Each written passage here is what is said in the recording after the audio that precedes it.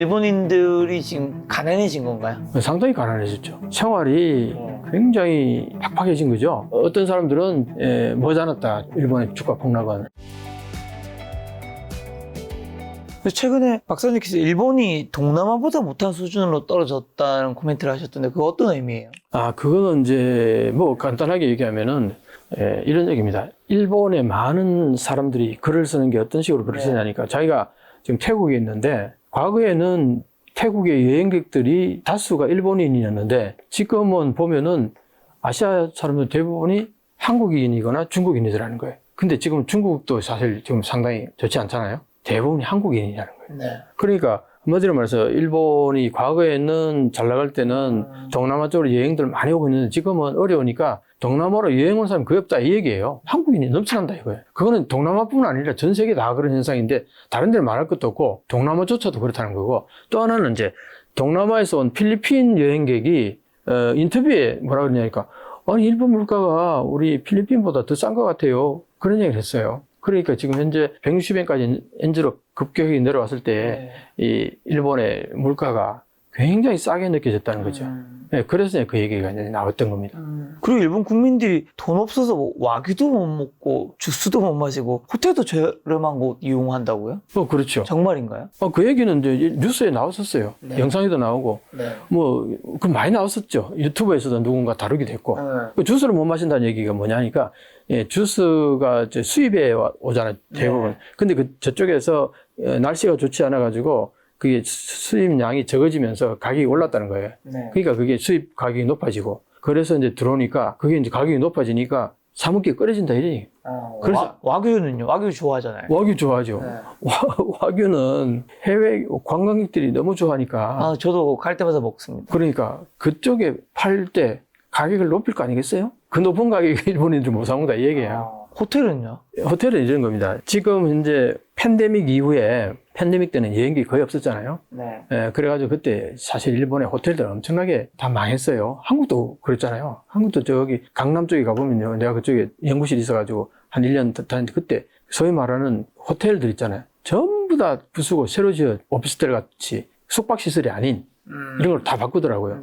그만큼 그랬는데 이제 다시 일본에서 어떤 현상이 벌어졌냐 하니까 팬데믹 끝나고 나서 여러 가지 경기가 회복되니까 전 세계도 경기가 회복됐잖아요. 그러면서 이제 일본의 엔저까지 이렇게 한 1, 2년 지속되니까 해외 투자가들이 일본에 해외 여행객들이 몰려올 거다. 그걸 이제 충분히 계산할 수 있잖아요. 그렇죠. 그래가지고 해외 관광객들을 전용으로 호텔을 짓기 시작했는데 5성급, 6성급을 지은 거예요. 그러니까 이게 기본적으로 5만 원에서 10만 원 사이. 근데 일본에서는 내가 일본에서도 여행 많이 다녔는데 일본에서 여행 다닐 때는 대부분 6,000엔에서 12,000엔. 요게 보편적이에요. 일본에 보면은 그 체인 호텔들이 꽤 있는데 아파라는 체인이 있어요. 이게 엄청나게 확장됐는데 거기가 보통 보면은 한 6,000엔에서 8,000엔. 그 당시에 최근에는 어떤지 모르겠는데 내가 있을 때도 그랬고 그대로 쭉 계속 일본 물가가 뭐 변동이 없었으니까 내가 유학할 때나 지금 엔저가 되기 전까지는 거의 가격이 큰 차이가 없었어요. 근데 8,000엔 정도면은 들어갔어요. 8,000엔에서 12,000엔 정도 사이인데, 뭐 12,000엔 정도면 방이 조금 더 늘거나 모르겠죠. 8,000엔 정도면은 이제 들어가면은 스페이스는 딱 침대 하나 딱 들어가면은 옆에 스페이스 조금 있고요. 그 다음에 이제 화장실, 샤워실. 근데 되게 깔끔해요. 새로 지은 거기 때문에 깨끗합니다. 그러니까 여행객 입장에서는 여행하러 돌아다니면 호텔에서는 잠만 잔다. 맞습니다. 그런 맥락이라면 굳이 비싼 데 갈 이유가 없잖아요. 그렇죠. 왜냐면 여행 가면 이제 체험하고 돌아다니는 게 바쁘니까. 사실은 가서 잠깐 자는 건데. 잠만 잠깐 자고 샤워만 하고 나올 거 아니에요. 그러니까 사실 8,000엔 정도가 딱 적절했어요. 그래서 일본인들은 대부분 8,000엔 정도. 조금 많으면 12,000엔 그 사이. 그게 대부분이에요. 지금도 아마 일본은 큰 변화. 지금 8,000엔이면 얼마죠? 한국 돈으로? 우리 돈으로 지금 8,000엔이면 7만 3,000원 정도. 네, 73,000원 정도. 저렴한 편이네요. 저렴하지요. 한국의 호텔이나 뭐 이런 가격 생각하면. 그렇죠. 보통 뭐 한 10만에서 15만 원 우리는 그 정도는 기본을 하잖아요. 그렇죠. 우리나라는 이제 비즈니스 호텔 같은 경우가 그 정도 가격. 그렇죠. 비즈니스 호텔. 사실은 그게 아파 호텔 이런 것들이 그게 대부분의 비즈니스 호텔 같은 개념인데 그런데 이제 정말 비즈니스 하는 사람들이 출장 와가지고 자는 데가 딱 그런 데예요. 비싼 데 안 가요. 8,000엔 정도라고 보면 돼요. 네. 8,000엔 비싸봐야 12,000엔 정도. 그런데 아까 얘기했죠. 5성, 6성 호텔을 지금 엄청나게 짓는다는 거예요. 해외 관광객들이 막 밀려 들어오니까 그 해외 관광객들이 일본에 8,000엔짜리 근데 들어가겠어요? 안 들어가요. 너무 좁다 그래가지고. 그러니까 이제 5만엔, 10만엔짜리 그렇게 지었는데 외국 관광객이 막 미어 터진다잖아요. 거기는. 그런데 그 어떤 작가가 글을 썼는데 5만엔, 10만엔 그 5성급, 6성급 호텔에는 앞에 팻말이 하나 있는데 자기 상상을 한 거예요. 여기는 개와 일본인 출입 금지. 거의 그 수준이다. 왜? 일본인들 아예 은감생심 쳐다도 안 본다는 거예요. 비싸니까. 그 정도로 차이가 난다는 거예요. 그러니까 이제 외국인의 입장에서는 특히 외국인이라는 게 내가 얘기할 때는 달러권에서 온 사람들. 달러권은 달러가 비싸잖아요. 원화도 달러에 비하면 싸진 거 아니에요. 네. 그러니까 한국인도 싸게 느끼는데 달러권에서 온 사람들은 너무 싸게 느끼지는 거예요. 그리고 5만 엔도 사실은 싸게 느끼지는 거예요. 달러권에서 온 사람들 입장에서는. 근데 지금 달러권이라든가 한국 사람들 얘기해 주셔서 엔저로 관광객들 몰려가서 돈을 쓰는 경우가 아무래도 많아졌을 텐데 요건 당연히 일본 경제 활성화에 도움이 되지 않을까요? 도움이 되죠. 네. 그래서 일본에서는 이제 사실은 지금 수출도 네. 무역 적자가 계속 이어지고 있어요. 그거는 이제 왜 그러냐니까 수출할 만한 대기업들은 이미 벌써 다 해외로 다 이전해버렸어, 공장을. 엔고에 있을 때 생산 단가가 비싸니까 싼 데로 다 옮겨버렸단 말이에요. 그래서 지금 현재 엔저가 와도 사실은 과거 같으면 일본에 엔저가 저렇게 되면은 한국에서 난리가 나요. 네. 왜? 수출 품목이 서로 겹치는 부분이 많기 때문에 경쟁력에서 우리가 밀린다. 그래서 난리가 났는데 네. 사실상 지금 보면은 별로 그런 게 없어요. 왜 그런가 봤더니 일본 국내에서 해외로 수출하는 게 별로 없다는 거예요. 그게 엔저가 되더라도 큰 수출액이 늘어난 것도 아니고 직접적으로 경쟁하는 게 없는 거예요. 왜? 이미 다 해외에 다 공장에서 지어버리기 때문에 거기에서는 엔저와 관계없이 코스트는 생산 코스트는 별 차이 없을 거 아니에요. 그 엔저하고는 관계가 없는 거예요. 거기는 해외인 공장들은. 그러니까 이제 엔저가 되더라도 수출이 늘어난다거나 수출 품목이 한국하고 경쟁이 심하기 때문에 한국이 일본 엔저를 두려워한다든가 이런 게 별로 실질적으로 영향이 별로 없는 거예요. 한국 관광객이 아무래도 일본 요즘에 특히 많이 찾아갈 텐데 일본인분들은 그런 현상 어떻게 보세요? 그러니까 어떻게 볼 것 같아요? 옛날에는 자기들이 휘젓고 다녔는데 전 세계 하와이도 뭐 일본이 다 휘젓고 다녔는데 일본이 좋아하는 데가 하와이, 괌, 저기 유럽이나 이런데 요즘 하와이 한국인들이 뒤집고 다니니까 제 주변 지인들 하나같이 뭐 신혼여행도 아닌데 하와이 가더라고요. 그러니까요. 그 옛날에 일본인들이 좋아했던 그 여행지가 전부 정확하게 한국인으로 이 일본말로 기리카에 길가에. 딱 바뀐 거예요. 네. 그러니까 일본인들 입장에서 어떨 것 같아요? 해외여행도 못 가. 그러는데 한국인 여행객들이 밀려 들어와가지고 막 시시덕거리면서 이제 자기들 서빙해주는 거 노닥거리면서 먹고 있는 거 보면은 어떨 것 같아요? 기분이? 상상이 되잖아요.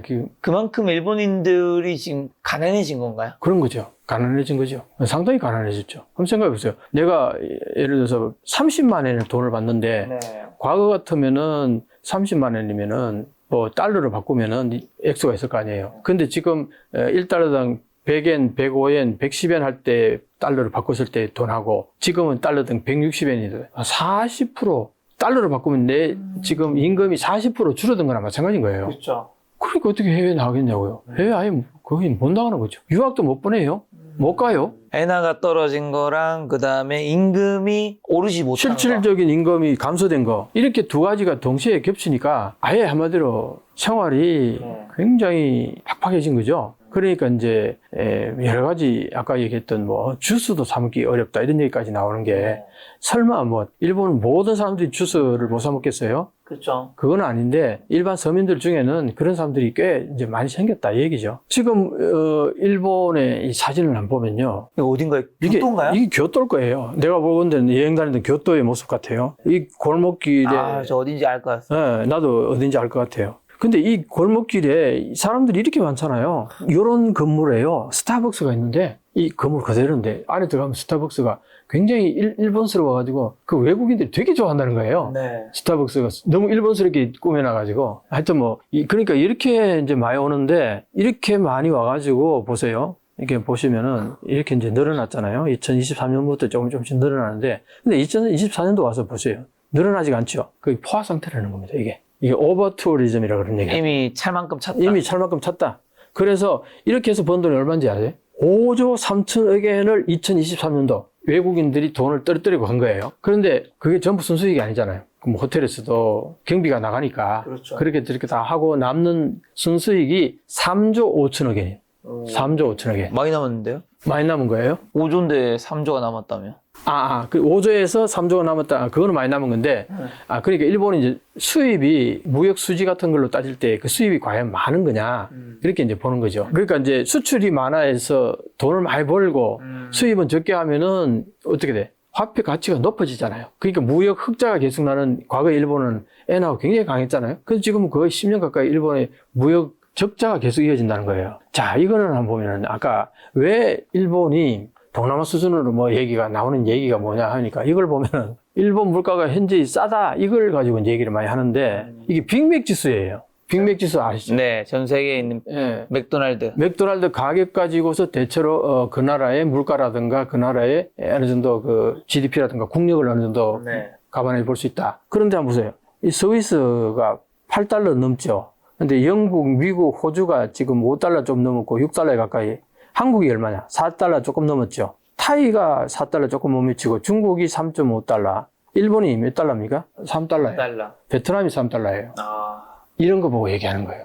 빅맥은 그렇게 가볍게 다룰 기준이 아니잖아요. 네. 이건 전 세계적인 현상으로 경제학자들도 빅맥 지수를 얘기를 많이 하잖아요. 그러니까 이거는 가볍게 얘기할 건 아니에요. 그냥 뭐 이럴 수도 있지가 아니라 이 정도로 일본의 물가가 싸졌다는 얘기는 뭐냐? 그만큼 국력이 GDP가 많이 낮아졌다 이런 얘기거든요. 그러니까 이제 동남아 얘기가 이제 나오는 거, 베트남하고 같다는 거죠. 태국보다도 사실 이게 태국이잖아요. 태국보다 싸졌다. 사실은 일본에서 그런 얘기 많이 합니다. 태국보다 못하다는 얘기를 굉장히 많이 해요. 과장에서 부장으로 승진하는 것도 태국이 훨씬 빠르고 과장이나 부장의 급료가 일본의 과장, 부장보다 높대요. 급료도 높고 진급도 빠르고 이게 태국의 현상이라고 일본보다. 이러니까 이제 얘기가 나오죠. 여러 가지 많은 얘기를 나눴는데 그래서 일본 은행이 금리를 올렸단 말이에요. 네. 올리면은 이제 여러 가지 엄청난 변화가 생길 거예요. 그렇죠. 엄청난 변화가 생길 텐데 지금 이 후지마키 다케시라는 사람이 하는 얘기는 이 사람은 계속 지금 현재 여러 가지 일본의 경제 사정으로 볼 때 예를 들면 이걸 얘기를 한번 할게요. 지금 일본의 국가 1년 예산이 110조 안팎이에요. 110조 엔. 110조 엔인데 세수가 어느 정도 그치냐니까 70조 엔 조금 안 되더라고요. 모자라네요? 한참 모자라죠. 네. 이걸 어디다 충당하냐? 국채로 찍어낸단 말이에요. 국채로 찍어내는데 네. 국채 얘기 좀 할까요? 자, 일본 은행이 국채 보유 잔고를 보게 되면요. 네. 2013년 이때부터 급격히 늘어나죠. 2013년이 왜 급격히 늘어난지 혹시 아세요? 전혀 모르겠는데. 전혀 모르겠죠. 네. 누가 총리했을 때일 것 같아요? 그때부터 아베가 있네? 2012년 12월 달에 네. 선거가 있어가지고, 네. 민주당에서 이제 자민당으로 정권이 넘어왔죠. 그래가지고 그때부터 이제 아베가 총리인데, 2013년도부터 이제 이렇게 급격히 늘어나죠, 국채가. 그게 아베노믹스를 이제 한 거죠. 아베노믹스에서 뭐 2차원 금융 완화 정책. 네. 그게 뭡니까? 돈 마구 풀겠다는 거 아닙니까? 돈을 마구 푼다는 게 뭡니까? 국채를 마구 찍어내는 거죠. 국채를 엄청 찍어내가지고, 이렇게 지금 이게 가지고 있는 게 일본 은행이 가지고 있는 거잖아요. 일본 은행이 지금은 600조 엔 가까이 왔다 그래요. 근데 이게 일본 은행이 안고 있는 게 전체 국채의 54%예요. 그러니까 전체 한번 보세요. 1200조 엔 정도가 지금 국채가 풀린 거예요. 거기에서 요 밑에 회색 이게 지금 일본 은행이 안고 있는 거란 말이에요. 네. 조금 전에 봤죠? 그 600조 엔에 가까운 거예요. 21년도 이러니까 지금 24년도는 이미 600조 엔에 거의 육박해 있어요. 자, 이게 어마어마하잖아요. 그러니까 이제 이 일본 은행이 이걸 줄여 나가겠다고 얘기한 거예요. 왜? 이게 이자가 엄청나게 나가는 거 아니에요. 그러니까 그래서 이제 조금씩 줄여 나가겠다고 아까 얘기했던 거고, 그 다음에 이제 일본 정부 입장에서는 아까 세수가 많이 안 거치는, 다 못 거치는데 국채를 계속 발행해야 되니까 국채를 발행하면은 누가 사줬냐 그동안? 일본 은행이 많이 사준 거예요. 자, 국채를 발행했는데 전 세계에서 안 사주면 어떻게 되느냐? 국채 가격이 엄청 올라가겠죠. 사는 사람이 없으면 가격이 팔릴 거 아니에요. 안 팔리면은 국채 발행이 안 되잖아요. 국채는 발행하는 만큼 누가 사줘야 되는 거 아니에요. 그래야지 의미가 있는 거잖아요. 근데 살 사람 별로 없으면은 이자를 올려줘야지 살 거 아니에요. 그러면 이자가 엄청나게 올라갈 거라고요. 그렇죠. 그걸 낮추기 위해서 일본 은행이 반 이상을 사들인 거예요. 그러니까 이제 나머지 반 정도는 어쨌든 그래도 소화가 된 거죠. 다른 데서. 그래서 그나마 이제 이자를 올리지 않고 억제가 가능했는데 아까 얘기했잖아요.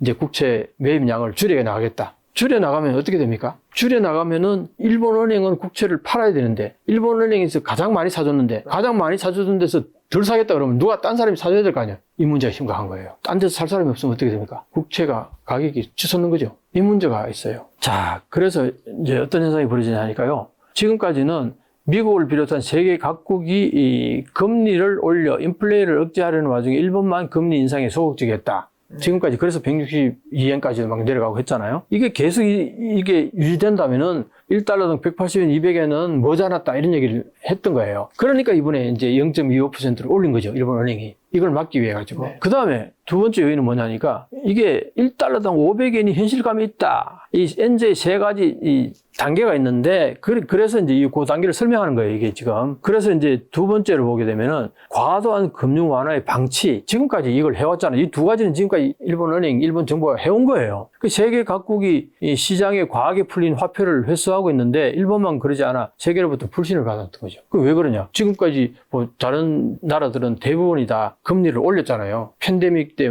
너무나 많이 풀렸던 돈을 전부 회수하기 위해서 금리를 다 올렸다고 대부분이 다. 그래서 다들 이제 긴축 정책을 펴서 금리가 많이 올랐는데 일본만 안 올렸단 말이에요. 그래서 이제 이 문제가 아까 그래서 어떤 현상이 벌어졌냐니까 일본은 30년 가까이 GDP의 14배 이상을 엔화를 풀어온 거예요.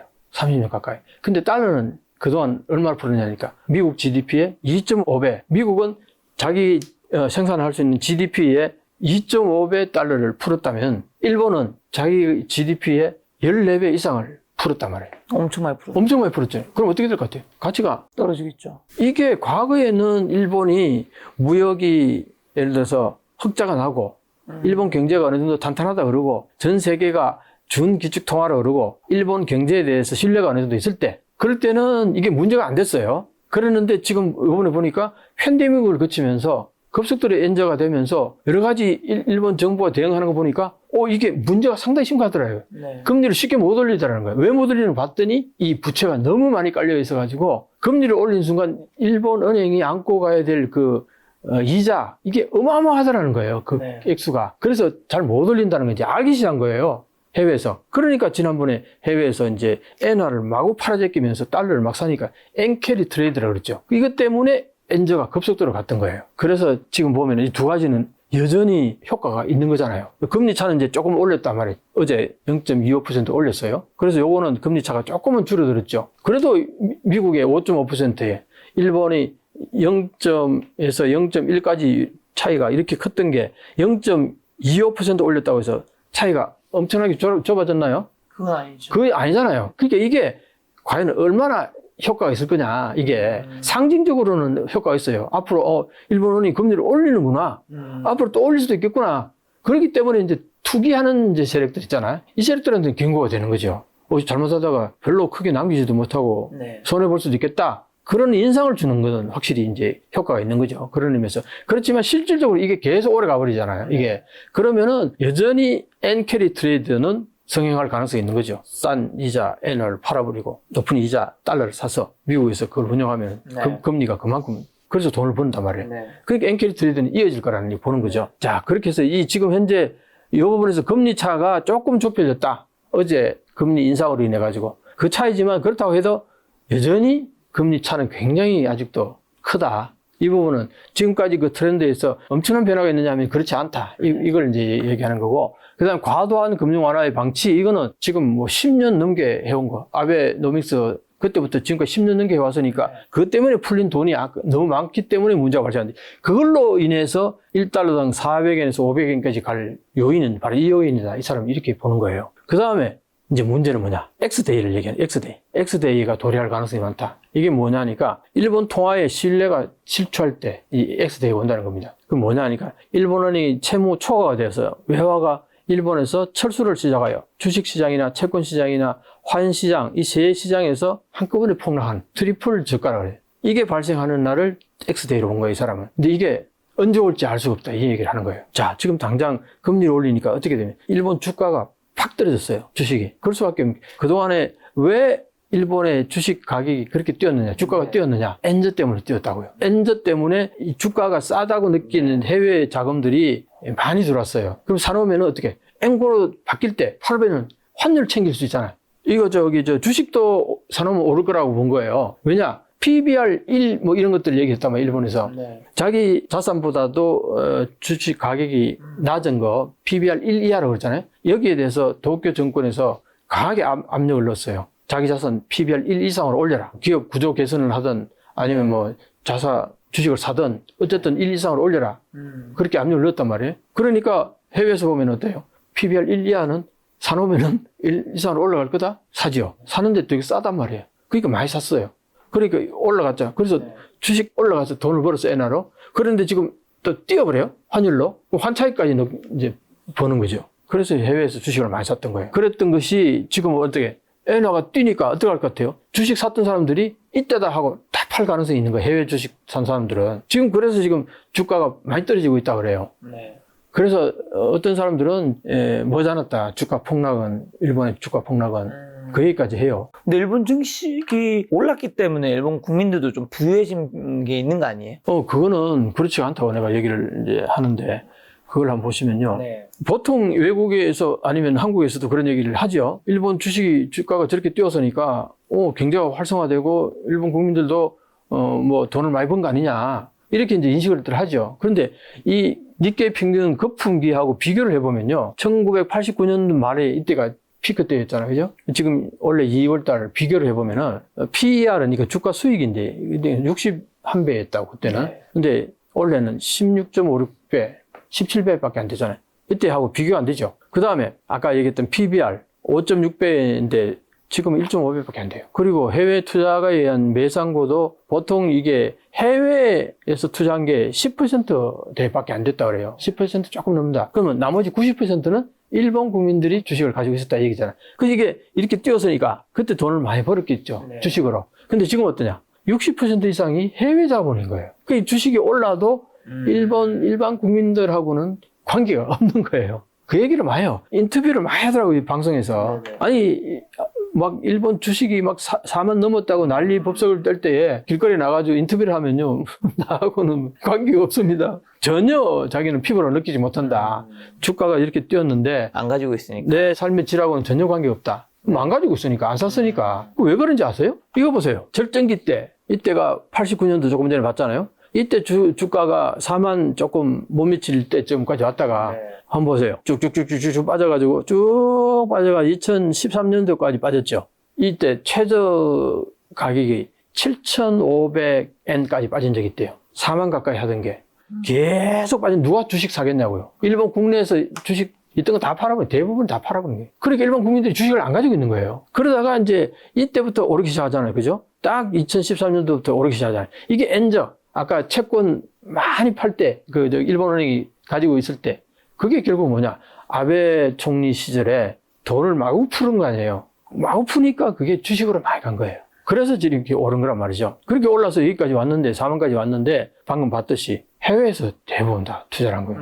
그러니까 일반 국민들에게는, 국민들의 삶에는 별 효과가 없었다. 이 얘기를 할 수 있는 거죠. 그리고 또 하나, 이거는 꼭 한번 나도 이거 보고서 정말 쇼크를 받았는데 89년도 뉴욕다우하고 니케이 평균 주가를 처음에 똑같은 이제 위치에 놓고 그려봤어요. 뉴욕다우는 34년 동안에 1250% 성장을 했는데 일본은 0% 원위치로 온 거예요. 이거는 보는 사람마다 쇼크를 받을 것 같아요. 나도 처음에 쇼크를 받았으니까. 그런데 또 하나 여기 숨은 게 뭐냐니까 요때 일본 경제 규모가 전 세계에서 차지하는 비율이 17%. 17%? 네, 그 정도 됐었어요.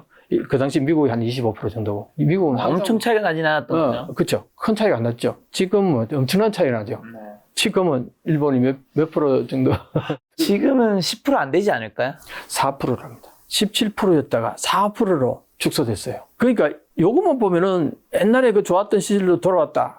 그래서 일본이 막 살아났다. 뭐 이러는데 네. 실제로 알고 보면은 일본의 경제 규모가 옛날에는 17%였는데 전 세계에 차지하는 비율이 지금은 4%밖에 안 완전히 쪼그라드는 거예요. 그게 현재 일본의 모습입니다. 자, 그럼 이제 세계 3위였던 일본 GDP와 경제 성장률은 지금은 어떤가요? 최근에 독일한테 밀렸다 그래서요. 네. 독일이 이제 물가가 많이 올랐었다고요. 네. 물가가 오르니까 GDP가 좀 이제 팽창되는 부분도 있었고, 이제 그렇긴 하지만 어쨌든 독일한테 이제 밀리면서 네. 일본에서 쇼크가 컸어요. 그전에 중국한테 밀릴 때는 중국 인구가 워낙 많으니까. 그렇죠. 뭐 15억에 우리는 중국이니까. 그런 중국이니까 뭐 전체 규모에서 밀리는 게 뭐 당연하지. 시간이 지날수록 중국은 발전하면은 저 인구에 당연히 크지. 그래서 그 당시에는 그렇게 쇼크가 크진 않았던 것 같아요. 그런데 이번에 독일한테 밀리고 나서는 얘기가 달라진 거예요. 왜 그러냐? 일본 인구의 3분의 2 정도밖에 안 되는데 그 국가한테 밀렸다 이거예요. 그 인구 탓할 수도 없는 거 아니에요, 이제는. 중국한테 밀렸을 때는 인구 탓했는데. 그러니까 쇼크가 이번에 훨씬 더 컸다 그럽니다. 근데 이제, 물론 이제, 일본이 그렇게 된 거는 지금 엔저 때문에 그런 부분도 분명히 있어요. 네. 그런 부분도 있는데, 뭐, 노구치, 이분은 일본에서 뭐 경제석학이라고 많이들 얘기하잖아요. 옛날에 오쿠라쇼 대장성에 근무하다가 그만두고 이제 미국 유학해서 경제학 박사를 받고 일본의 히토츠바시 대학에서 오랫동안 강의를 해온 분인데, 이분 글을 보면요, 일본 정말 지금 경종을 엄청 울려요. 일본 경제가 지금 너무나 문제가 많다. 근데 하나하나 정말 아픈 것만 지적해요. 근데 수치를 다 들이대면서. 네. 그럴 때 대부분의 얘기들이 한국하고 비교를 많이 해요. 한국하고 비교하는 게 제일 뭔가 효과가 있는 것 같아. 일본 사람들은. 뭔가 자존심이 있으시죠? 한국한테 맞아. 이제 이런 얘기를 이제 많이 하는 거죠. 네네. 그러니까 이게 얼마입니까? 지난달 7월 7일이에요. 원래 일본은 1인당 GDP에서 한국과 대만에게 추월당해버린다. 이거 초엔저 때문이 아니다 이거예요. 이 사람 얘기는. 다들 그렇게 알고 있죠. 너무 엔저로 가니까 당연히 이제 한국한테 최근에 막 2027년 가면은 한국한테 GDP 뒤질 거다, 1인당 GDP 뒤질 거다, 그런 얘기가 있었어요. 네. 근데 이미 원래 벌써 이미 추월 당해버렸다, 이 얘기거든, 지금 이 얘기는. 이 사람이 그때 그 수치를 보고 2027년을 제시했었어요. 근데 지금 원래 이미 벌써 추월 당해버린다, 이 얘기죠. 그 배후에 있는 것은 근본적인 이 원인과 결함이 있다. 그 얘기를 이제 했는데, 그게 뭐냐? 명목 GDP의 추이가 빨간 게 일본이고, 이게 캐나다고요, 이게 미국이고, 프랑스, 이탈리, 독일이 다 여기 위에 있네요. 일본보다 전부 다 위잖아요. 일본 G7 얘기하지만 지금 G7에서 사실은 일본이 추락하려면 멀지 않았다 이 얘기 이 사람이 했던 사람이에요. 지금 이런데 여기에 한국이 이제 들어오면은 어떻게 할 거냐? 한국 보면은 G7 국가들 1인당 GDP가 캐나다는 2000년하고 2024년 딱 20년 조금 지나가지고 어느 정도 성장했나 하니까 2.1%, 프랑스가 1.91, 독일이 2.15, 이탈리아가 1.83. 그런데 일본은 어때요? 오히려 축소된 거예요. 그 다음에 영국도 1.64배, 미국 2.2배. 이게 달러로 봤을 때 그런 거거든요. 달러로 봤을 때는 일본은 축소했고, 다른 나라는 다 성장했잖아요. 네. 근데 이제 한국하고 이제 비교를 해보면, 이거는 이제 자국 통화를 가지고 기준으로 해서 이제 냈는 건데, 자국 통화를 달러로 환산해서 이제 한 거죠. 일본은 겨우 1.1배, 요게 이제 환율 차, 뭐 이런 것 때문에, 아까는 0.9였는데 1.1배로 이제 좀 달라진 거죠. 그 정도. 환율. 그 다음에 미국이 아까 2.2배였잖아, 그죠? 한국 얼마? 3.14배 늘었어요. 대만도 2.19배 늘었고. 그러니까 한국이 이렇게 성장하는 동안 일본은 거의 성장을 안 했다는 거 아니에요. 그래서 아까 주식 그 그래프를 보게 되면은 내가 볼 때는 한국은 미국하고 가운데 선을 이렇게 올라갈 거라 나는 봐요. 일본은 전혀 성장을 못 했는. 그리고 95년도 임금을 100을 한 경우 한번 보면요. 95년도 임금을 100을 한 경우 한국은 291% 성장한 거예요. 근데 일본은 어떠냐? 95.8%, 4% 축소했어요. 그러니까 이게 말이 되냐 이거예요. 한국은 이게 291.9%니까 거의 3배 임금이 올랐는데 그 사이에 일본은 하나도 안 올랐다는 거예요. 그러면 한국이 그런데 미국에서 한번 보세요. 미국 임금이 엄청 올랐잖아요. GDP도 엄청 성장했는데다가 이제 최근에 환율까지 이제 차이가 나니까 미국에서 임금을 받고 미국 물가를 보다가 일본에 오면은 이제 눈이 뒤집히는 거예요. 여기 천국이다. 와규 마음대로 먹을 수 있고 호텔 5성급, 6성급 그냥 가볍게 드나들 수 있고 이렇게 된 거예요. 그러니까 일본에서 이중 가격제 얘기가 나오는 거죠. 이중 가격제는 뭔가요? 외국인들에게는 비싸게 받는 거죠. 이게 옛날에 저기 제3세계 내지는 개발도상국에서 얘기되던 거 아닙니까? 왜 우리 옛날에 베트남 뭐 여행 간다, 필리핀 여행 간다 그러면 외국인들에게 이중 가격 받는다 이런 얘기 있었는데 지금 일본이 이제 그렇게 된 거예요. 자, 그러면 일본이 독일한테도 GDP 3위짜리 추월당하고 인도한테도 이제 쫓기고 있다는데 여기서 말한 근본적인 원인과 결함, 일본 경제 성장 발목 잡고 있는 건 뭔가요? 교육이에요. 교육. 일본은 교육이 여러 가지 지금 문제가 많다는 거예요. 첫째, 유학을 거의 안 가요. 안 가는 게 아니라 못 가요, 이제. 그 다음에 유학을 안 가니까 어떻게 되겠어요? 고립화 되는 거예요. 갈라파고스가 되는 거예요. 자꾸 일본 내부에서만. 그렇게 세상 돌아가는 걸 잘 모른다는 거죠. 그 다음에 세계 100대 대학에 일본이 뭐 2개 정도 들어가면은 한국도 2개 정도, 중국 한 3, 4개 들어가고, 대만도 1, 2개 들어가고, 이런 식이에요. 그러니까 어떻게 돼요? 한국은 인원 비율로 봤을 때 일본은 2.5배 대학이 많아야 되는데 그렇죠. 한국 수하고 같다는 거예요, 대학 수하고. 이게 대학 수준에서 떨어진다.